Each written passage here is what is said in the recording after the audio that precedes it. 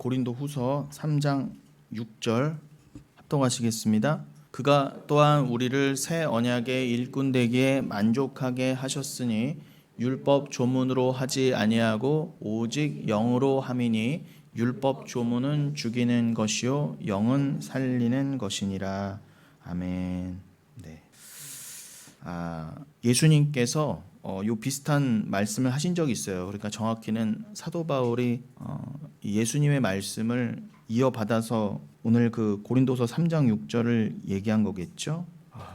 예수님께서 요한복음에 보시면은 그 12장에서 그러셨어요. 요한복음 12장에서 살리는 것은 영이다라고 하셨습니다. 12장에서 살리는 것은 결국 영이고 육은 무익하다 그러셨어요. 그러니까 요한복음 6장이죠. 그러니까 그 말은 뭐냐면은 여러분 생명을 주는 것은 영생을 주는 것은 구원을 주는 것은 영에 있다는 것입니다. 영은 당연히 푸뉴마 성령이죠. 그러니까 여러분 육은 주님이 무익하다 그러셨어요. 뭐에 무익하다는 걸까요? 여러분 단순히 우리가 금욕주의자들처럼 엉뚱한 그런 거룩주의자들처럼 야, 세상 것은 무조건 악하다. 세상 것은 무조건 뭐 좋은 차, 좋은 아파트 무조건 나쁜 거야. 제가 그런 걸 논하려는 게 아니에요. 그런 건 굉장히 유치하고 무식한 겁니다. 제가 그렇다고 그런 걸 여러분 그런 걸 위해 사세요도 아니잖아요. 그런 거는 기독교 신앙과 무관합니다. 예수님도 정확히 뭐라고 하셨다고요? 살리는 것은 생명을 주는 것은 영이지 육에 관한 것은 무익하다 그러셨어요. 그러니까 무익하다는 것은 여러분이 천국 가는데 무익하다는 거예요. 아무런 역할을 못 한다는 거예요. 좋은 차, 좋은 아파트. 제가 쉽게 설명드리면 이 세상이 그렇게 갖고 싶어서 안달인 것들 있잖아요. 여러분들이 지금도 기도 제목으로 내놓는 것들이요. 그런 것들은 여러분의 구원에 하등 관계가 없다가 예수님의 말씀이에요. 그러니까 여러분 당연히 교회는 뭐예요? 여러분 부자 되세요. 이런 거 얻으시려면 기도하세요라는 말을 절대 하면 안 돼요. 왜요? 교회는 그리스도와 사랑으로 연합돼서 그리스도가 하신 말씀만 전해야 되거든요. 그리스도는 뭐라고 하셨다고요? 이노치 죄송합니다. 갑자기 일본말이 왜 튀어나와? 이노치 생명이라고 그래요. 일본말로 생명을 이노치라고 하거든요. 그 이노치오 아따이로고토와 생명을 주는 건 푸뉴마 영이라는 거예요. 성령. 갑자기 일본어가 튀어나온 김에 성령은 세레라고 합니다. 성령만이 생명을 주신다 해요. 예수의 영만이. 그러니까 교회는 구원만을 선포해야 되는 곳이죠. 캐리소, 구원만을 복음만을 선포해야 되는 곳이 교회예요. 그러니까 여러분들 오늘도 교회로 모이셨잖아요. 영국교로 오셨잖아요. 그러니까 여기선 여러분 생명을 주는 거 외에는 다른 말을 하면 안 돼요. 근데 진짜 생명, 이 땅에서 먹고 사는 것, 그냥 입으로 먹는 음식, 의식주, 무슨 옷을 입고 어디서 살고 하는 것들은 다 모형이잖아요. 그런 것들이 가리키는 바 여기서는 그 의식주로 생명이 연장되지만 이 육신의 생명은 뭐 100년도 못 살고 끝이잖아요. 그러니까 그런 모든 껍데기들, 모형들이 가리키는 바 진짜 생명, 쉽게 말하면 천국 영생을 얻기 위해서는 여러분이 성령을 받으셔야 된다는 거예요. 에베소서 5장 18절의 표현을 하면은 성령의 충만함을 받으라. 플레로 가득 차라 그랬어요. 성령으로 가득 차라. 근데 그거는 주가 하실 일이잖아요. 우리가 성령 주세요, 성령 받겠습니다 해서 받았던 것도 아니고 그렇게 의지가 있다고 해서 아무나 받을 수 있는 것도 성령이 아니란 말입니다. 그게 우리가 믿는 기독교 신앙, 개혁주의 신앙이에요. 그러니까 여러분 성령은 뭐예요? 예수님께서도 말씀하신 것처럼 그 영은 내가 주는 거야. 그 영은 씨라고도 하고 복음이라고도 하고 말씀이라고도 해. 그건 성령 믿음이라고도 해. 그거는 내가 주는 거야. 그걸 내가 너희에게 주러 왔어. 너희들은 다 죄인이거든.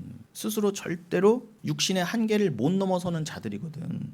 그러니까 내가 왔어. 그러니까 나를 믿어. 그래야 내가 그 믿게 한 자들에게는 만세전에 택한 자들에게 주기로 약속한 성령을 반드시 줄 거야. 그런데 그 영이 바로 생명이야 그래요. 왜냐하면 그 성령만이 천국 영생을 주는 것이거든. 그러니 육의 것은 무익하다 그러신 거예요. 육의 것은요 여러분 성령의 것을 알아먹기 위해서 주신 거예요. 아니 여러분들 우리는 인간이기 때문에 눈에 보이고 감지되는 게 아니면 이해할 수가 없잖아요. 영의 것을요. 어떻게 죄인인 인간 수준에서 저기를 이해해 먹어요. 알아먹지 못하잖아요. 그러니까 여기 수준으로 잠깐 줘보신 거예요. 이런 거 껍데기, 이 땅에서의 삶, 뭐 아파트, 가족, 차, 직장 다 그냥 줘보신 거예요, 여러분. 그런데 하나님 뭐라고 하셨어요? 예수께서 뭐라고 하셨다고요? 그런 것들에 목적 두지 마. 그런 것들은 육에 관한 것들은 그건 사르크스라 되어 있어요. 푸니마와 반대되는 개념이죠. 그 사르크스, 사르코스. 그 육에 관한 것은 너에게 생명을 줄 수 없어. 여러분 여기서 아무리 많은 돈을 벌고 뭐 아무리 많은 쾌락을 누려보세요. 그게 여러분 영생과 연결이 되나? 그래서 그런 관점에서 무익하다고 하신 것이지 그게 무조건 나쁘다. 금욕주의다. 무조건 가난해야 된다. 무조건 뭐 고난, 뭐 병들음으로 고난을 받아야 된다. 그런 뜻이 아니라는 거예요. 그러니까 여러분이 해방돼야 되는 게 뭐예요? 여기서 묶여 있는 것에서 풀려야 돼요. 아, 진짜 생명은 저기서 사는 거구나, 영생. 그리고 그 영생을 얻기 위해서 예수가 오셔서 우리에게 성령을 주셨구나만 아시면 돼요. 그 예수 그리스도의 요한복음에서의 그 말씀을 그대로 받아. 사도 바울이 오늘 본문에서 뭐라고 했다고요? 고린도후서 3장 6절. 그가 또한 우리를 새 언약의 일꾼 되기에 만족하게 하셨으니 율법 조문으로 하지 아니하고 오직 영으로 함이니 율법 조문은 죽이는 것이요 영은 살리는 것이니라. 이렇게 그걸 받아서 이렇게 쓴 거예요. 이게 예수님의 요한복음 6장 63절을 인용한 것과 다름이 없습니다. 그러니까 살짝 표현은 변형됐지만 맥락은 같은 거예요. 그러니까 이 말씀을 정확히 이해하시기 위해서는 요한복음 6장에서 예수님께서 살리는 것은 영이고 육은 무익하니라의 말씀을 잘 이해하셔야 이 말씀도 서로 이해가 되는 거예요. 여기선 뭐라고요? 죽이는 건 뭐라고 그래요? 율법 조문이라고 그러잖아요. 율법 조문은 예수님의 요한복음 6장 63절의 말씀과 비교하면 이 율법 조문이 결국 뭐라는 거예요? 육의 것이라는 거예요. 여러분 이 율법 조문은 어떻게 설명될 수 있어요? 율법 그 자체가 아니라 율법을 껍데기로 읽는 것. 우리가 지금까지 내내 해온 게 뭐예요? 새 언약의 일꾼을 우리를 왜 새 언약의 일꾼 만들어 주셨다고요? 율법을 그냥 율법 껍데기 조문으로 읽지 말고 해라 하지 마라로 읽지 말고 예수 그리스도로 읽어라. 너희들은 율법을 통해 너희들이 죄인됨을 깨달아 알아서 그것을 몽학선생 삼아 예수께 나아가라. 은혜를 의지하라 라고 율법을 주셨는데 그 율법의 목적대로 율법을 가리키는 자가 새 언약의 일꾼이에요. 디아코노모스. 그런데 이 새 언약의 일꾼과 그러면 정반대의 사람, 즉 율법을 예수 그리스도로 전해주지 못하는 자가 바로 사꾼이라는 거예요. 거짓된 일꾼. 주님이 시키지도 않았는데 지가 일꾼이라고 목사라고 하는 자들. 물론 그것조차도 하나님이 다 허락하심이죠. 예수님이 분명히 요한복음 12장에서 뭐라고 하셨어요? 내가 12를 택했다 그러잖아요. 택하셨다 그래요. 그런데 그 택하셨다는 건 여러분 에베소서 1장 4절에서 내가 만세저의 너를 택했다고 똑같은 단어예요. 원어에 보면은 에클레고마이로 되어 있거든요. 요한복음 12장에서 예수님이 제자 12를 택하셨다란 단어와 에베소서 1장 4절에서 내가 너희를 만세전에 그리스도 안에서 창세전에 택했다란 말이 똑같은 단어가 쓰였단 말이에요. 그런데 요한복음 12장에서 예수님이 12를 택했다 그러면서 뭐라고 하세요? 내가 가룟 유다도 택했다 그러세요. 그러니까 여러분 가룟 유다는 막 생긴 게 아니에요. 여러분 오해하지 마세요. 가룟 유다는 예수님이 분명히 사단이라 그러셨죠. 사단도 택하신 거라니까 여러분. 심지어는 12제자 가운데 뒀어요. 사탄을요. 누가요? 하나님이 이미 택하셔서. 그러니까 여러분 어디까지 가셔야 되냐? 아, 사단은 하나님이 계획이 없었는데 지가 막 끼어들어온 게 사탄이 아니에요. 그래서 막 물러가라. 물론 사탄을 내어 쫓아야 되지만 여러분이 이해의 시작을 바로 하셔야 된다는 거예요. 왜 그렇게 허락하셨다? 왜 가라지를 허락하셨다? 알곡을 위해서. 여러분도 원래 가라지였어요. 여러분도 사단이었단 말입니다. 여러분도 사단아 뒤로 물러가라의 그 말을 들었어야 될 사단인데 여러분이 사단 되었던 자들, 여러분이 가라지 되었던 자들, 여러분이 죄인 되었던 자들임, 여러분이 예수를 찔러 죽였던 자들임을 알게 하시고자 여러분 안에 누굴 두셨다? 가룟 유다를 두셨다는 거예요. 이 안에도 가룟 유다가 분명히 있어요. 주님이 택하셨어요. 근데 가룟 유다를 그냥 하나님의 아무 계획이 없이 내지는 어떻게 해요? 그냥 심심해서 내지는 실수로 두신 게 아니라 이미 만세전에 창세전부터 심지어는 그리스도 안에서 택했다예요. 여러분을 위해서, 여러분의 구원의 완성을 위해서, 여러분의 연단을 위해서, 여러분이 하나님만 찬송하는 자로 지어져 가게 하시기 위해서 사단도 두었다예요. 그러니 여러분 새 언약의 일꾼과 반대되는 사꾼들, 거짓 목사들도 주님이 택하셔서 원래는 주님이 택하셔서 뿌려 두신 거예요. 그거는 하나님의 계획에서 벗어난 일이 아닙니다. 그런데 겉으로 그게 하나님의 크신 원래 뜻인데 겉으로는 어떻게 드러나요?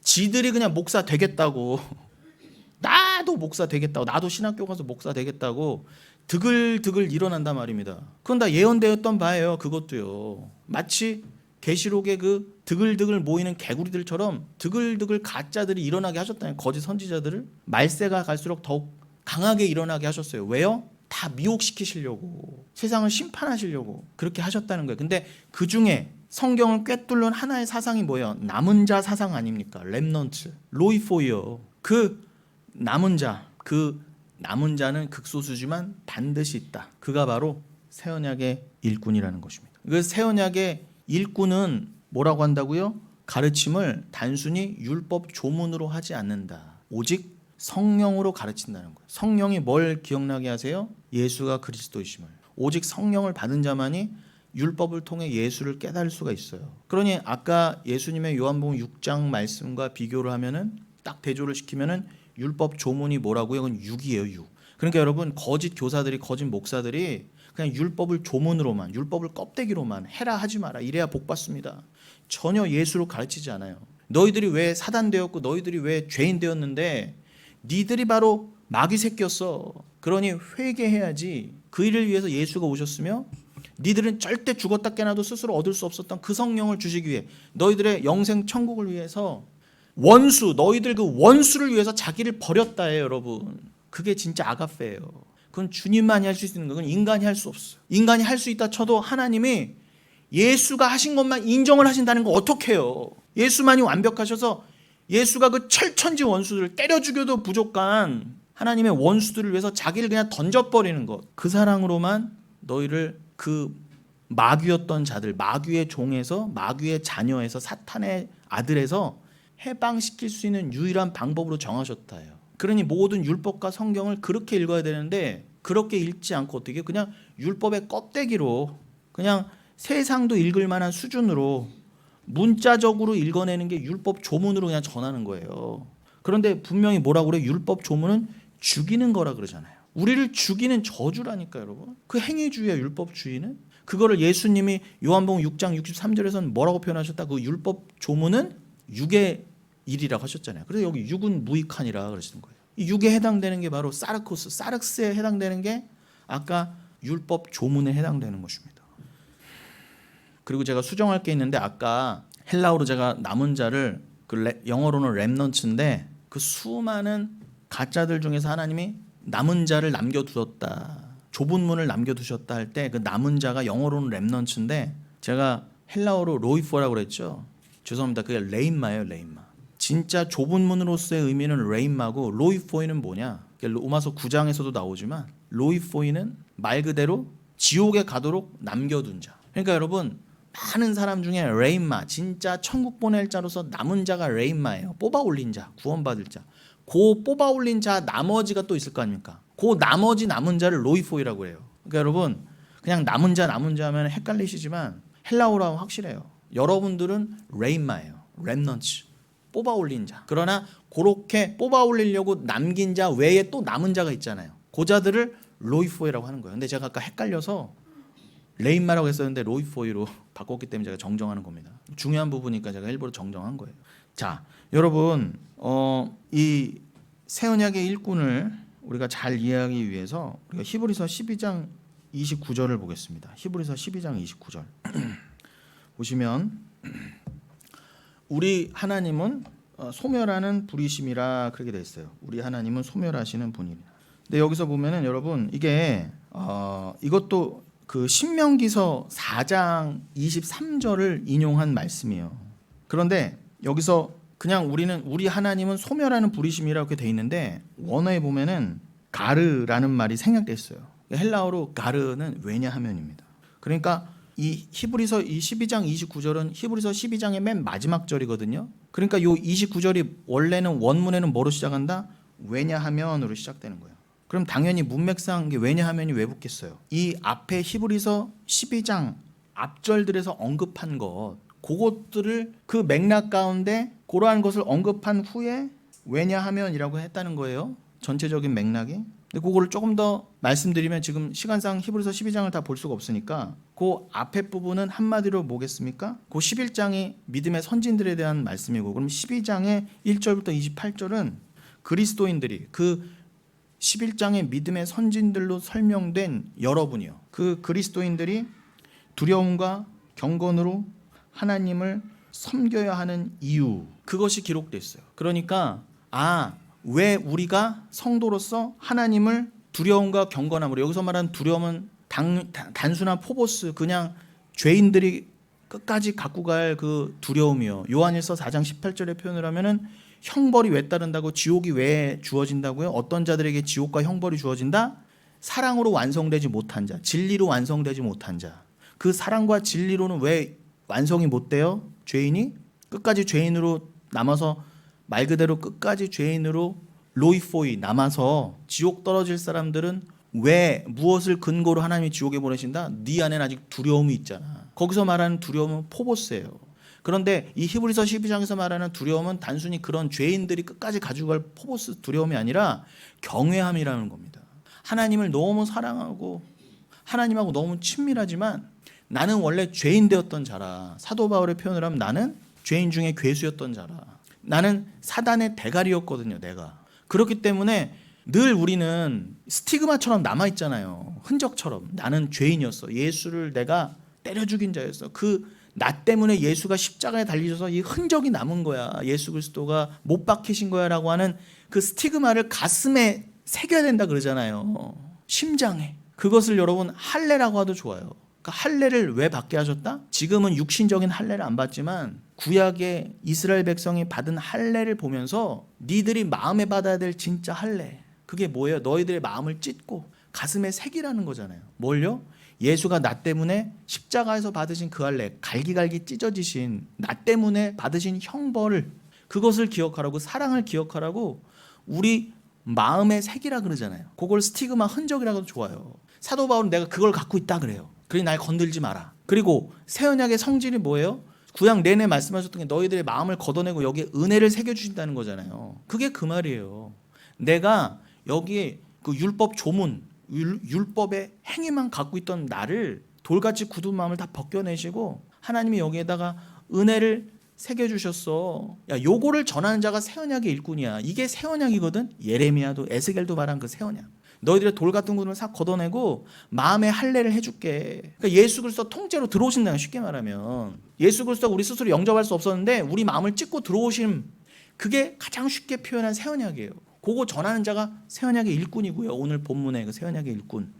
그러니까 예수님이, 사도 바울이 먼저 그 일꾼이 되어 주신 거예요. 우리를 위해서. 예수 그리스도는 심지어 우리를 위해서 할례를 친히 받으시고, 사도 바울은 그 예수를, 우리를 대신에 할례 받으신 예수를 전한 자니까 다 새 언약의 일꾼 아닙니까? 그러니까 여러분들도 그걸 믿는 자면, 여러분도 마음에 예수를 받은 자면, 여러분도 마음에 예수가 새겨진 자이면 그걸 전하는 자가 디아코노모스, 여러분들도 일꾼이란 말이에요. 새 언약에 그것만을 전하는 자가, 은혜만을 전하는 자가.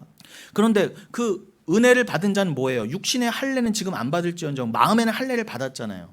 그래서 로마서 2장이나 9장에서 뭐라고 그래요? 마음의 할례를 받은 자가 진짜 할례를 받은 자, 진짜 유대인이라 그러잖아요. 진짜 하나님의 백성이다. 그냥 뭐 겉으로 할례 받고 뭐 겉으로 국적이 이스라엘 사람이어서 그가 택한 자가 아니라 혈통으로 되는 게 아니야. 그들이 가리키는 바, 그 껍데기 가리키는 바, 너희 마음에 할례를 받은 자가 진짜 유대인이야. 진짜 유대인이란 무슨 뜻? 니들이 진리의 유대인, 참 하나님의 백성이야. 혈통으로 되는 거 아니야. 여러분 이거 갖고 계시냐 말이야, 마음에. 요게 가장 중요한 일이에요. 요게 안 되면 다 지옥 가 죽는 거란 말입니다. 그러니 목 놓아 외칠 수밖에 없어요.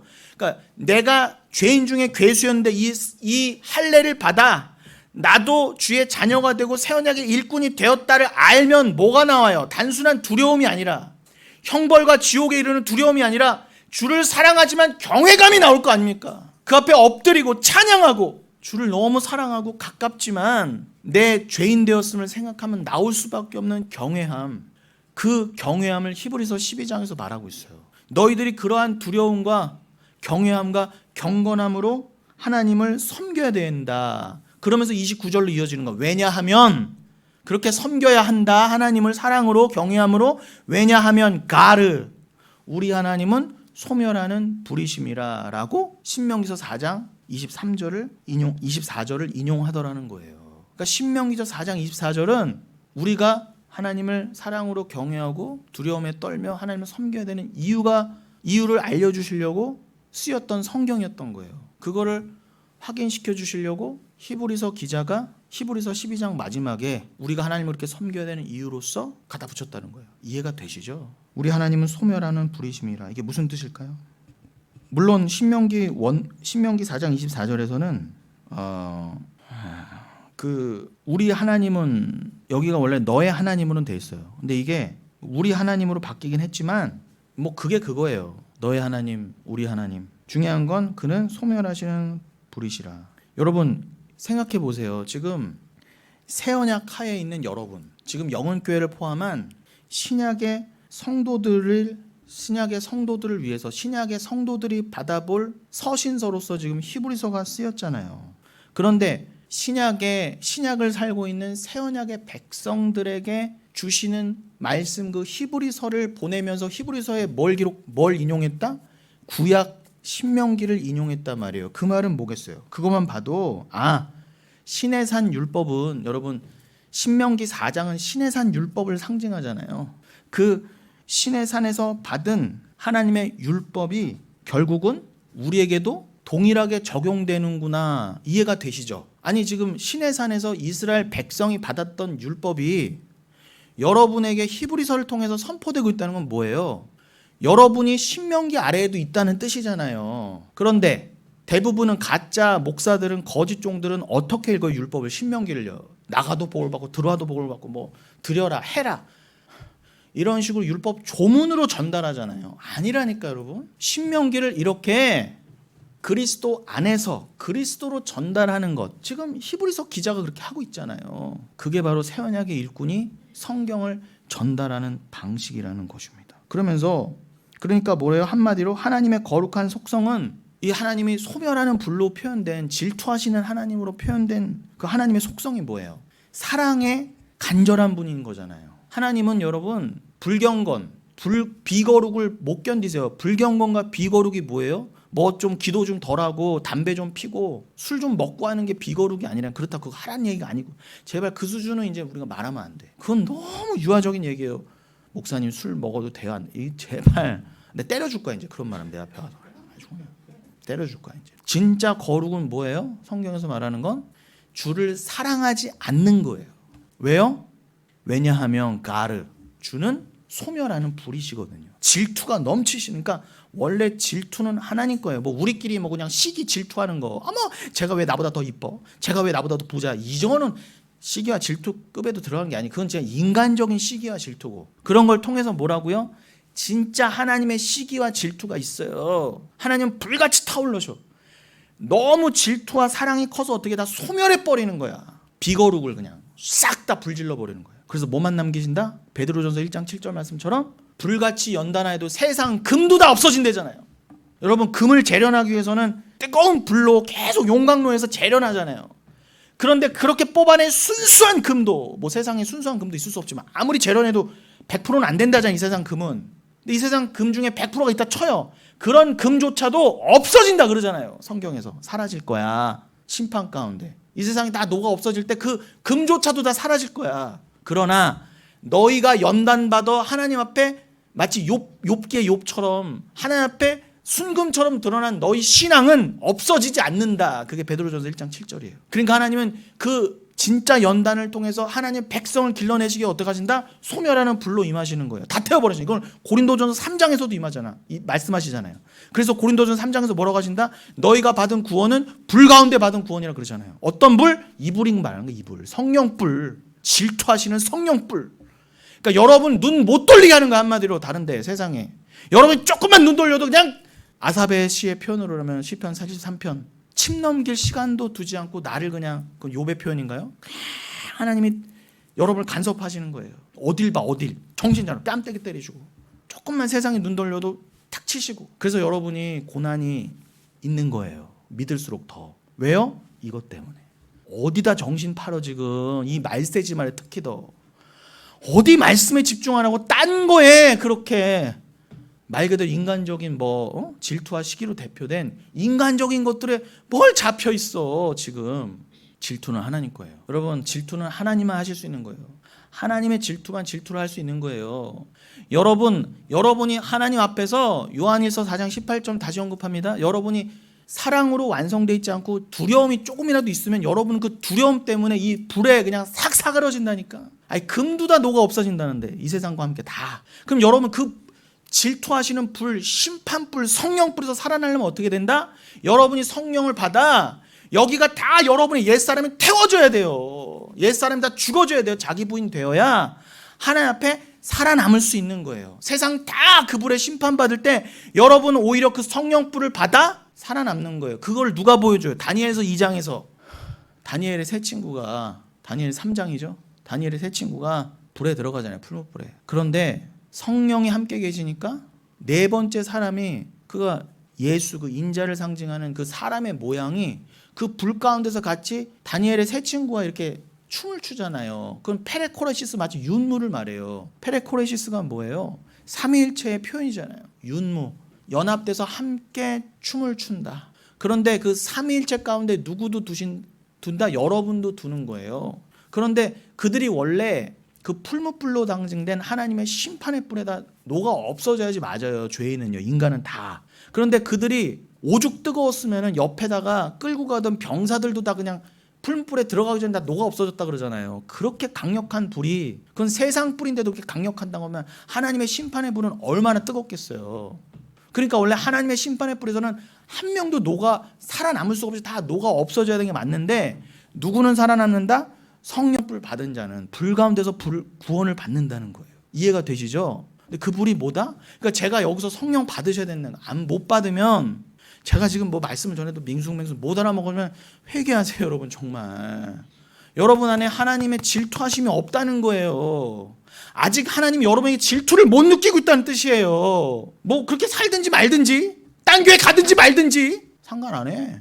그냥 가. 괜찮아. 왜요? 질투 안 하거든요. 근데 여러분은 매 사사건건마다 여러분을 잡고 붙들어져. 주님이 여러분 사랑하시는 증거예요. 안타깝지 않을 수가 없습니다. 그런 여러분, 그 하나님의 속성, 이게 바로 거룩이에요. 하나님만을 마음을 다하고 목숨을 다하고 뜻을 다해서 사랑하지 못하는 걸 못 견디셔요. 그건 신명기서 6장 4절이기도 하잖아요. 근데 여러분은 그렇게 사랑해 본들, 하나님 그렇게 사랑해 보신 적 있어요? 여러분을 그렇게 불살라서라도? 나는 좀 덜 사랑해도 하나님 더 사랑, 이런 사람 없단 말입니다. 예수 그리스도 외에는. 그러니까 우린 다 실패자라는 거예요. 사랑에 있어서 우린 다 사랑의 실패자예요. 한 명도 스스로 온전한 아가페를 내놓을 수 있는 인간이 없어요. 그래서 우리는 다 의인은 없나니 하나도 없다는 거예요. 의인은 무슨 뜻? 사랑이에요. 하나님의 의인은 사랑이에요. 우리는 왜 죽는다? 의가 없어서, 사랑이 없어서. 하나님을 나보다 더 사랑 못해서 다 죽는 거였어 원래. 그러니까 하나님의 수준은 그렇게 높아요. 그러니 어떻게 예수 없이 하나님 앞에 가려고 합니까? 다 죽지. 하나님은 소멸하신 분이야. 다 태워버린다 그냥. 이 비거룩들아, 이 사랑도 모르는 것들아, 이 짐승만도 못한 것들아. 차라리 짐승이 나아요. 차라리 짐승은 은혜를 안다니까요. 제가 보기엔 가장 악독한 게 인간이에요. 짐승보다 못해요 진짜. 동물은 은혜를 알아요. 그래도 구해주면. 흥부 얘기가 괜히 나왔어요? 박씨 진짜 물고 왔다니까요. 보면 진짜 동물들 이렇게 하더라고. 뭐라도 갖고 와요 진짜. 하다못해 박씨라도. 인간만이 짐승 발끝도 못 쫓아가요. 근데 하나님이 도대체 그런 인간을 왜 사랑하셨는지 저는 이해를 못 하겠는데, 그런데 그 사랑을 주셔서 하나님과 하나 되게 만드시려면 우리를 거룩하게 만드셔야 되잖아요. 자기 부인을 완벽하게 시키셔야 돼요. 내 안에 나 사랑이 조금이라도 남아있으면 비거룩이라니까 여러분. 왜요? 내 안에 나 사랑이 조금이라도 남아있으면 요게 커져서 결국엔 나보다 하나님보다 나를 더 사랑하게 되거든요. 우상 숭배하게 되거든요. 니들은 그런 존재를 증명하는 게 이 땅에서의 역사예요. 그럼 여러분을 어떻게 만든다? 니들 살아봐야 실컷 너희들만 섬기는 우상 숭배자 맞지? 이제 내가 너희를 어떻게 구원하나 봐. 그래서 뽑아 올린 랩넌츠들은 어떻게 한다고요? 레인마들은 그 안에 자기 사랑을 다 죽여버리시는 거예요. 불로 태워버리는 거예요. 자기 부인 시키셔서 하나님 보시기에 진짜 거룩한 자, 하나님의 영이 임할 만한 거룩한 자로 딱 만들어버리시는, 그게 하나님의 전으로 만들다의 뜻이에요. 하나님 집으로 만들어버린다. 하나님 거하실 만한. 그게 바로 하나님의 속성이에요. 네가 어떻게 딴 데를 봐. 날 두고 어떻게 딴 데를 봐. 그건 나에 대한 모독이야. 이 속성은 신명기 때나 히브리서 때나 구약 때나 신약 때나 전혀 변함이 없어요. 그러니까 이 전혀 변함이 없는 하나님의 사랑과 은혜로 말씀을 전해야지. 어떻게 신명기를 전한답시고 이 땅에서의 복받아라, 이따위로 전하냐 말이에요. 도대체 다 죽을 거예요. 진짜로 제가 험한 말도 안 할게요. 어차피 하나님 다 죽이실 거예요. 불로. 그 수많은 개구리 같은 가짜들. 여러분 이건 저의 지금 분기탱천이 아니에요. 하나님 소멸하시는 불이에요. 절대 밍숭맹숭한 분이 아니에요. 하나님은 한 번 사랑해 불같이 사랑하는 분이에요. 불같이. 어디 밍숭맹숭이 있어요. 적당히가 있고. 그러니 이 불은 이렇게 하나님의 사랑의 속성을 드러낸과 동시에 뭐라고요? 양면성입니다. 심판을 상징하는 거예요. 그러니 이 히브리서 12장 29절은 하나님의 그 음성을, 하나님의 그 뜻을 거부하고 새 언약의 효력을 고의적으로 부정하는, 그건 성령을 부정하는 것과 똑같습니다. 이건 진짜 지옥으로 갚아야 될 죄예요. 지옥으로도 못 갚아요. 고의적으로 부정하는 배교자들과 비그리스도인들에 대한 하나님의 심판의 엄격함과 완전성을 말하는 거예요. 그러기에 이 새 언약하에 있는 그리스도인들도 내가 어떤 죄에서 건진받았는지를 늘 간과하지 말고, 내가 죄인 중에 괴수였지, 내가 무적행으로 설명된 지옥의 심판으로도 안 되는 자였어요. 내가 무적행 안에 들어가 억만 년의 시간 이상을 보낸다 해도 하나님 갚을 수 없는 죄였다니까. 그거는 하나님을 사랑하지 않으면, 은혜를 의지하지 않으면, 내가 그 말도 못하는 그 죄에서, 여러분 그냥 저 몇 미터짜리 구덩이에 들어가서도 못 올라와서 굶어 죽는데, 무적행 말 그대로 아까 안수 집사님 기도 때도 표현하셨지만 바닥이 없는 구멍과 같은 곳에서 우리를 건지셨단 말이에요. 그 지옥에서. 그건 또 뭘 상징해요? 우리 마음이 무적행이라 어둠과 혼돈과 공포와 두려움과, 그 창세기 1장 2절의 그 표현이요, 흑암과 어둠, 공허, 딱 그거예요. 무적행. 우리 마음이 채워질 수가 없어요. 전도서 3장 11절 무얼로도 채울 수 없었어. 그래서 우린 다 절망이었어. 뭘 먹어도 아쉽고, 뭘 사도 안 되고, 뭘 이루어도 허무한 슬픈 자들이었단 말이에요. 사마리아 여행 같은 자들이었는데 주가 그 무적행의 바닥에 바닥 같은 곳까지 주가 사람의 몸을 입고 일부러 찾아오셨어요. 왜요? 날 살리려고. 단순히 여러분 주가 육을 입고 이 땅에 오셨다는 건 그냥 성육신에서 이 땅에 왕림하셨다, 뭐 초림하셨다 정도가 아니라 이 끝도 없는 내 바닥의 바닥, 거기에서 사단의 아들로 벌레만도 못한 존재로 감사와 사랑도 모르고 죄인 중에 괴수로 살던 날 위해서 뚝 떨어지신 거 하나님이요.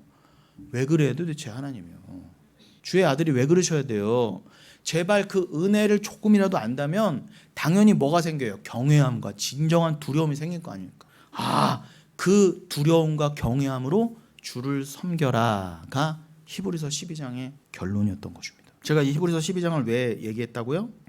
오늘 본문인 그 고린도후서 3장 6절을 잘 이해하기 위해서. 여러분 고린도후서 3장 8절을 좀 열어주세요. 고린도서 3장 8절 제가 안 넘겨드렸나요? 자, 바로 3장 6절 다음에 있으니까, 자 여기 띄워주셨어요. 하물며 영의 직분은 더욱 영광이 있지 않겠느냐라고 되어 있습니다. 제가 8절을 지금 읽어드렸는데 6절이 오늘 본문이고요. 자, 8절까지 이어지는 문맥을 제가 다시 한번 읽어드릴게요. 그가 또한 우리를 새 언약의 일꾼되게 만족하게 하셨으니 율법 조문으로 하지 아니하고 오직 영으로 함이니 율법 조문은 죽이는 것이고 영은 살리는 것이니라. 돌에 써서 죽게 하는 율법 조문의 직분도 영광이 있어 이스라엘 자손들은 모세의 얼굴에 없어질 영광 때문에도 그 얼굴을 주목하지 못하였거든. 하물며 영의 직분은 더욱 영광이 있지 아니하겠느냐. 그러니까 여러분 영의 직분을 설명하시려고 누구를 들어 설명하셨다? 모세를요. 근데 모세는 어떤 자? 구약에서 돌판 10계명을 주던 자잖아요. 그거는 뭐라고 표현했어요? 돌에 써서 새긴 죽게 하는 율법 조문의 직분이라고 그랬어요. 고린도서 3장 7절의 표현이라고. 그런데 야, 너희들 이 율법 조문을 그냥 말 그대로 껍데기로 조문으로 문자로 읽으면 니들 죽음이야. 니들 이거 하나님의 뜻대로 사랑으로 읽어야 돼. 그리스도로 읽어야 돼. 라고 전한 게 모세였단 말이에요. 저주를 전했다는 모세를. 니들은 요거 요렇게 읽으면 니들 저주야. 그래서 그건 죽게 하는 율법 조문이라는. 그러니 여러분 그도 그럴 게 말 그대로 율법 조문을 문자로 읽어버리면, 해라 하지 마라로 읽어버리면 우리를 또 죽이게 하는 율법이 되니까 그렇게 읽으면 안 돼라고 한 그 모세의 사역조차, 구약의 모세의 사역조차 영광이 있었단 말이에요. 그런데 하나님께서 왜 모세 얼굴에 수건을, 카리마를 씌우게 하셨다? 그 모세조차도 안 드러나게 하려고, 모세를 겸손하게 하시려는 것과 동시에 뭐예요? 야, 모세가 상징하는 바 그 율법, 그 쉽게 말하면은 그 직분이요, 돌에 써서 새긴 죽게 하는 율법의 조문, 요거를 이건 드러나면 안 되거든요. 이건 지나갈 거거든요. 가려버린 거예요. 드러낼 건 뭐라는 거예요? 예수 그리스도라는 거예요. 쉽게 말하면 모세는 가려지고 예수가 드러나야 된다 그 뜻이에요. 그러니까 여러분 자기 부인이 맞아요.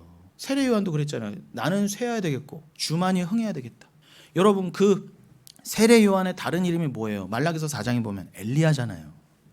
엘리야는 여러분 아합 왕 때 그 엘리야가 1차적인 엘리야지만 성경에서는 말라기의 4장 표현대로 엘리야는 어떤 직분을 엘리야라고 표현했어요. 어떤 직분을 가진 자를 하나님과 인간 죄인 사이에서 화평케 하는 자를 엘리야라 그랬단 말입니다. 그걸 엘리야의 사역이라 그래요. 그러니까 여러분 말 그대로 문자적인 엘리야, 역사적인 엘리야도 아합 왕 때 와서 그 사역을 하고 갔잖아요. 하나님과 인간 사이에서 선지자로 서서 백성을 회개케 했잖아요. 하나님과 화평케 하려고. 자, 그게 바로 화해시키는 직분이야. 그가 바로 엘리야라고 해. 그렇게 말라기서 4장에서 설명하셨어. 그러면서 그 엘리야가 오리라 하셨단 말이에요. 또 오리라. 그러니까 예수님이 복음서에도 뭐라고 하셨어요? 말라기에서 말한 그 엘리야. 아합 왕 때 그 문자적인 엘리야가 설명하는 바 말라기도 말한 그 엘리야가 바로 세례 요한이야 그러셨어요. 그러니까 여러분 우리는 다 엘리야의 역할을 해야 돼요. 엘리야의 역할. 어떻게 해요?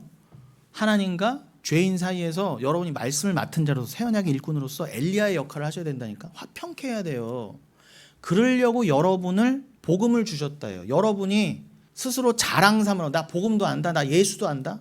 나 예수 믿어서 이렇게 됐다. 자랑 삼으라고 한 게 아니라 여러분 복음의 주인공은 예수예요. 복음은 여러분을 증거하고 여러분을 주인공 시키려고 복음이 아니라 그게 복음이 아니에요. 여러분을 복음의 일꾼 삼은 거예요. 복음의 주인은 예수라 말입니다. 그래서 자기 부인 되어야 돼요. 그런데 여러분 우리의 엘리야 그 사역을 위해서 누가 먼저 엘리야가 또 되어주셨다? 예수 그리스도가 원 엘리야 아닙니까? 왜냐하면 하나님과 죄인 사이에 화평케 하는 진짜 십자가의 역할은 누가 하셨어요? 예수가 하셨잖아요. 그러니까 예수가 진짜 엘리야가 되신 거고 그 예수를 아합 왕 때 역사적인 엘리야가 설명해보고 세례 요한도 설명해보고 우리도 복음을 받으면 그렇게 진짜 엘리야이신 예수 그리스도의 사역을 이 땅에서 감당하는 자구나. 우리도 엘리야들이구나. 이렇게 읽으셔야죠. 그 엘리야들은 어떻게 된다? 나는 쇠야 되겠고 주만이 흥해야지. 그래서 모세 얼굴은 가려버리신 거예요. 그리스도만이 드러나야 되니까.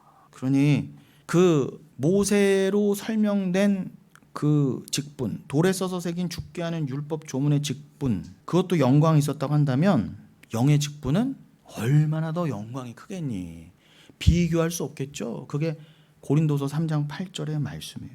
그러니 새 언약의 일꾼을 다른 표현으로 한마디로 한 게 영의 직분이에요. 이해되셨죠?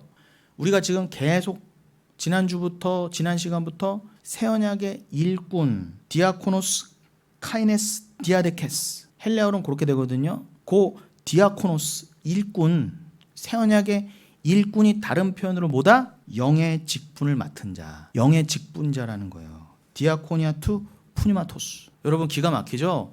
일꾼도 디아코니아가 쓰였고 여기 직분도 디아코니아가 쓰였다니까요. 그게 다 같은 말인 거예요. 우리나라 말만 뭐 일꾼, 직분 이렇게 나눴지 원 뜻은 뭐예요? 다 디아코니아예요. 그래서 제가 이렇게 디아코니아가 중요하다는 거예요. 디아코니 단순히 봉사라는 뜻이 아니라 단순히 봉사 좀 주차 봉사 좀 하고 뭐 기도 봉사 좀 하는 게 그게 디아코니아가 아니라 진짜 디아코니아의 뜻은 뭐예요? 일꾼 된 자가 맡은 직분, 영의 직분을 말하는 거예요. 엘리야의 일. 수건을 벗겨내고 어떻게 해요? 예수를 드러내는 자인 거예요. 카리스마. 그 수건을 벗기는 자가 한마디로 영의 직분자라는 것입니다. 근데 그 영의 직분은 누가 맡았다? 목사 전도서만 맡은 게 아니라 여러분도 다 맡았다는 뜻이에요. 여러분 다 새 언약의 일꾼. 여러분들도 엘리야니까. 다시 강조합니다. 그 수건을 벗기는 자는 그러니까 뭘 하는 자예요? 율법의 껍데기, 즉 율법주의, 행위주의, 유대주의라고 하는 수건을 벗겨서 오직 은혜, 즉 오직 예수만을 드러내는 자, 그 자를 말해요. 자, 그럼 여기서 이제 확실히 이해가 됐어. 새 언약의 일꾼, 영의 직분자가 이해가 됐어. 그 이해를 가지고 이제 고린도서 3장 7절부터 뚝 보자 말이에요. 그럼 이제 여러분이 이 어렵다고 생각하신 고린도서 3장이 확 열리실 거예요. 자, 7절부터 다시 가볼게요. 돌에 써서 새긴 죽게 하는 율법 조문의 직분도 영광이 있어 이스라엘 자손들은 모세의 얼굴에 없어질 영광 때문에도 그 얼굴을 주목하지 못하였거든. 하물며 영의 직분은 더욱 영광이 있지 않겠느냐. 정죄의 직분도 영광이 있은즉 의의 직분은 영광이 더욱 넘치리라. 영광되었던 것이 더 큰 영광으로 말미암아 이에 영광될 것이 없으나 없어질 것도 영광으로 말미암았은즉 같이 있을 것은 더욱 영광 가운데 있느니라. 우리가 이 같은 소망이 있으므로 담대히 말하노니 우리는 모세가 이스라엘 자손들에게 장차 없어질 것에 결국을 주목하지 못하게 하려고 수건을 그 얼굴에 쓴 것 같이 아니하노라. 새 언약의 일꾼은 요 벗기는 자예요. 아니하노라. 그렇게 아니하노라. 14절 그러나 그들의 마음이 완고하여 오늘까지도 구약을 읽을 때 그 수건이 벗겨지지 아니하고 있으니 그 수건은 그리스도 안에서 없어질 것이니라. 보세요. 그러니 완고한 자들이 누구예요? 율법주의자들, 율법을 그냥 조무도 읽는 자들이 완고한 자들이에요. 목이 고든 자들, 그런 자들 뭐라고 하셨다고요? 오늘날까지도 2000년 전에도 오늘까지 됐다면 오늘날은 더더욱 아직도 목사라는 주제에 구약을 읽으면서 어떻게 해요? 수건을 안 벗겨줘. 안 벗겨줘 수건을. 이것들이 그자가 소멸하는 불에 사라져 죽을 거짓 종들인 것입니다. 15절 오늘까지 모세의 글을 읽을 때 수건이 그 마음을 덮어도다. 그들이 왜 그래요? 왜 못 벗겨줘요 수건을? 그들이 아직 그들 자체가 덮여 있거든요. 마음이 덮여 있으니까 실컷 신명기 읽고 뭐 읽어도 안 보이는 거야. 예수가 이 거짓 목사들한테는. 16절 그러나 언제든지 주께로 돌아가면 그 수건이 벗겨지리라. 여러분 벗겨지셨죠? 그 은혜를 찬송하세요. 그러한 벗겨진 자를 마태복음 11장에서는 예수님이 뭐라고 표현하셨다? 수고하고 무거운 짐을 짐이 벗겨진 자라 그렇게 하셨어요. 그도 그렇게 예수님이 그 유대인 특별히 바리새인과 사두개인들이 있는 자리에서 뭐라고 해요? 니들이 지금 저 사람들의 어깨에 무거운 짐을 얹어놨잖아. 왜 말씀을 수건을 벗겨서 그리스도로 은혜로 전하지 않고 왜 해라 하지 마라로 왜 가리켜? 그건 곧 저 사람들의 어깨에 저 죄인들의 어깨에 더 무거운 짐을 지우는 거야 이것들아. 그러나 이제는 나에게 와라. 저 바리새인과 사두개인들로 대표된 율법주의로 가지 말고 나에게 오라. 그러면 너희 어깨에 등에 그 수고하고 무거운 짐을 다 내려주리라. 그렇게 읽으셔야지 말 성경을. 엉뚱하게 읽어요 다 성경을요. 마태복음 11장 28절 읽으면서도 답답해서 그래 답답해서. 자, 그러니 그렇게 말씀이 나온 김에 그죠? 성경을 그 안에 비밀로 감추어진 예수 그리스도로 결론내는 자. 그게 한마디로 그거잖아요. 그게 바로 새 언약의 일꾼이에요. 그런 가운데 제가 지금 마태복음 11장을 언급했는데 자, 그 마태복음 11장을 더 강화하기 위해서 제가 이제 드려야 될 말씀을 드리고 마치겠다는 것입니다. 지금 우리가 막 읽은 고린도후서 3장의 문맥상에서의 자유함은 그러니까 그건 뭐라고요? 수건의 벗겨짐을 의미해요. 그러니까 성경에서 여러분 자유함이다, 자유다. 뭐 요한복음 8장 32절 같은 경우에서는 진리가 너희를 자유케 하리라. 그 자유함이 뭐라고요? 오늘 표현을 하면은 수건이 벗겨지는 걸 의미해요. 마태복음 11장의 표현을 하면 뭐라고요? 수고하고 무거운 짐이 내려지는 것. 즉 말씀이 다 그리스도로 읽혀지는 게 바로 자유함인 것입니다. 여러분들은 정말 그 자유함을 누리고 계세요. 여러분에게 다른 거는 부자유해도 괜찮아요. 다른 거는 묶여 있어도 괜찮아요. 다른 건 좀 못 먹어도 뭐 세상 건 좀 못 먹어도 괜찮고 좀 아파도 괜찮아요. 여러분 여기서 고난 가운데 좀 묶여 계셔도 괜찮다니까. 그러나 진짜 자유해질 거엔 자유하셔야 돼요. 여러분에게 하나님이 고난을 주시고 이 세상의 것들 상황과 형편을 묶어두신 이유는 뭐냐? 그렇게 기도해도 안 되는 이유는 뭐냐? 여러분이 진짜 자유함을 깨닫게 하시려고 그러시는 거예요. 그 진짜 자유함만 깨달을 수만 있다면 여러분의 지금 고난과 환난은 복이라 말입니다. 합력하여 선을 이룰. 어차피 그건 이 땅에서만 겪을 거예요. 저기 가면 없다니까. 저기 가면 완벽한 해방과 자유함 가운데 그래서 주님이 나의 삶 가운데 그런 것도 허락하셨던 거구나. 다 깨닫게 되면요. 원망이 어디 있어요. 이미 영생을 살고 있는 간에 온전한 자유함 가운데 무슨 원망이 있어요. 주님이 날 사랑해서 그렇게 하셨구나. 더 감사가 넘칠 것 아닙니까? 기독교가 글로 가야지. 왜 엉뚱한 데로 가요? 여러분 우리가 지금 고린도서 3장 17절도 읽었는데 다시 한번 17절 열어주세요. 승영아. 주는 영이시니 주의 영이 계신 교회는 뭐가 있다? 곳에는 자유가 있느니라. 이 자유가 엘유데이아로 돼 있어요. 자유. 진리는 뭐예요? 알레데이아. 자유는 뭐예요? 엘유데이아. 비슷해요. 기가 막히죠. 그러니까 자유와 진리는요 같은 거예요. 같은 거예요. 진리가 있는 자에게 자유가 있는 게 맞아요. 여러분, 이 상황에서 이제 마태복음 11장 25절로 이제 30절을 한번 우리가 정독하겠습니다. 그때 예수께서 대답하여 이르시되 천지의 주제이신 아버지여, 이것을 지혜롭고 슬기 있는 자들에게는 숨기시고 어린 아이들에게는 나타내심을 감사하나이다. 기가 막힙니다. 주님이 뭘 감사 기도를 하셨다고요? 하나님께 선택하신 자에게만 들리는 것을 감사해요. 그래서 여기서도 선택과 예정과 개혁주의가 나오잖아요. 네, 이렇게까지 말씀드려야 돼요? 그러니까 원래 기독교는 개혁주의밖에 없어요. 천지의 주제이신 아버지요, 이것을 지혜롭고 슬기 있는 자들에게는 숨기시고 어린아이들에게는 나타내심을 감사하나이다. 여기서 지혜롭고 슬기 있는 자들이 무슨 뜻이에요? 여기서 말하는 지혜롭고 슬기 있는 자들은 세상에서 스스로 지혜 있다는 자들, 나 똑똑한 자야, 나는 이렇게 잘 율법 지키고 이렇게 나는 세상에서도 성공하고 난 이렇게 잘 먹고 잘 사는 자야, 예수 믿고, 그런 자들, 쉽게 말하면 율법주의자들, 행위주의자들을 말해요. 그 똑똑한 자들. 그런데 아버지요, 저들의 귀는 막으시고, 심지어 누구? 어린아이들. 이 어린아이는 여러분 복음서 내내 나오잖아요. 이 어린아이는 단순히 나이가 어린 그런 애를 말하는 게 아니라 그냥 한마디로 간략하게 말씀드리면 어린아이와 같은 자가 천국에 들어갈 수 있다 그랬잖아요. 그럼 그 천국에 들어갈 자, 그럼 어떤 자가 천국에 들어간다? 자유한 자, 엘리야의 사역을 하던 자, 나는 사라지고 주만을 드러낸 자, 그가 어린아이예요. 즉 자기 부인된 자의 상징이 어린아이입니다. 어린아이일수록 어른 앞에서, 하나님 앞에서, 부모 앞에서 자기 주장이 없어지잖아요. 갓난아기가 될수록 응애 될수록 어떻게 해요? 부모에게 전적으로 의지하잖아요. 그래서 예수가 어린아이로 오신 거예요. 청년으로 안 오시고. 아니 예수가 여러분 그 무적행으로 떨어지셔도 지금 기가 막힌 일인데 거기에 또 갓난아기로 오셨어요. 기가 막힌 거예요. 왜 그렇게 하셨다? 우리를 위해 낳은 지 8일 만에 할례부터 받는 거 시작해서 다 이루시려고도 그러시지만 니들이 하나님 앞에서 어떤 자로 서야 천국이다를 보내주시려고 그 하나님이신 예수가 갓난아기로 오신 거예요. 그 갓난아기는 요셉과 마리아가 보호하지 않았으면 당장이라도 오늘 저단 물리면 죽으래로 오신 거예요. 아니 왜 하나님이 그렇게까지 의존적인 존재로 오셔야 되냐 말이에요. 그게 여러분 이해가 되세요? 인본주의자는 이게 안 믿어지는 거예요. 그 강력한 하나님 어떻게 어린아기로 오셔? 안 믿어져요. 절대 안 믿어져요. 그런데 어떻게 해요? 그와 같이 어린 아이와 같이 자기가 부정된 자들에게는 이게 들려요. 맞구나. 예수가 그래서 짐승의 구유통에 나 같은 짐승을 먹이시려고, 말씀을 먹이셔서 나를 살리시려고 구유통에 어린아이로 오셨구나. 이게 감사하다니까요. 예수가 뭘 감사하셨다? 내가 들리게 할 자. 이거는 에베소서 1, 2장에도 나오고 요한복음 17장에도 나옵니다. 예수가 하나님과 만세전에 약속하셔서 어떻게 해요? 내가 살릴 자는 살려서 하나님 백성으로 만들겠습니다. 이거 서로 언약하셨단 말이에요. 이게 언약이에요.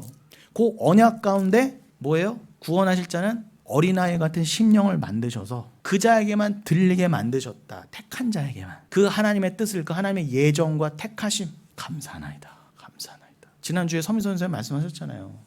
이 선택이 믿어지는 자에게는 이 선택이 감사해요. 나를 걸려 넘어뜨리지 않는다니까요.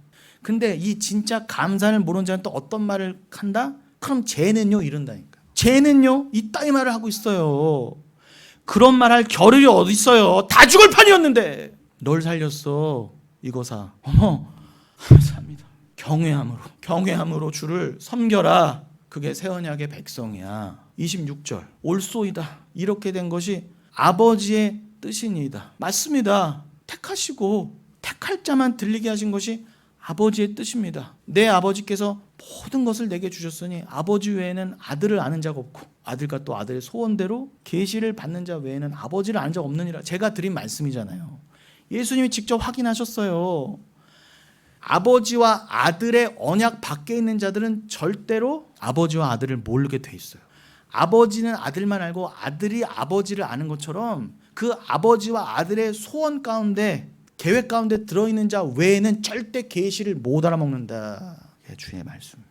이것에 대해서 감사하십시오. 28절 수고하고 무거운 짐진 자들아 다 내게로 오라. 내가 너희를 쉬게 하리라. 요 맥락 가운데 요 말씀이 나온 거예요. 엉뚱한 해석하지 마세요. 예정과 택하심 가운데 그렇구나. 내가 그거를 이해하지 못했던 게, 율법주의에 묶였던 게, 인과율에 묶였던 게, 이 세상의 복, 유무, 해라 하지 마라, 엉뚱한 거짓 목사들의 성경 해석에 묶여서 내가 어깨가 무거웠던 게, 원래는 이 어깨는 뭐만 메었어야 돼요? 주와 함께 멍에만 메어져야 돼요. 그래서 그 멍에는 쉽고 가볍다. 그래요. 사랑으로 예수와 한 멍에를 메는데 뭐가 무거워요? 그 멍에를 메고 십자가로 가더라도 나는 죽는다 해도 부활이 하고 기쁘게 간다니까요. 죽으러 기쁘게 갔던 이삭처럼. 지금 아버지가 날 죽이려고 하는데도 갔잖아요. 모리아산 위로 이삭이. 그런 것처럼 멍에 메고 간다니까요. 모리아산으로, 십자가로. 근데 그게 너무 가벼워요. 수고하고 무거운 짐 내려놔줬거든요. 자유하거든요.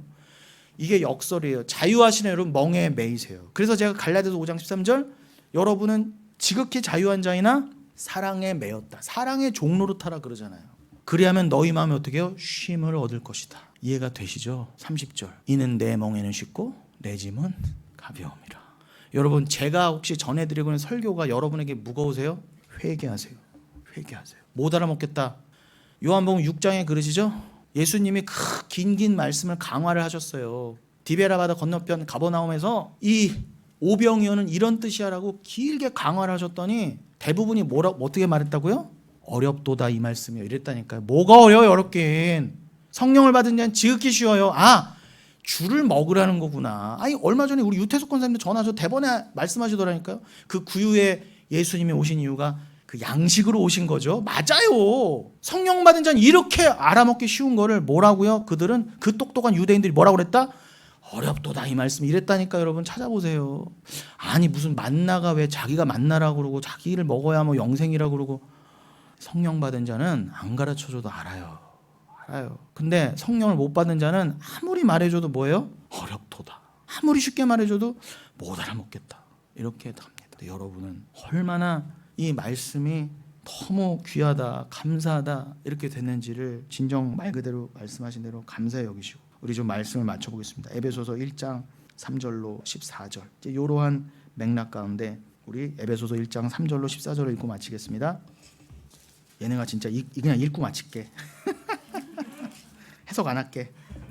자, 3절 14절.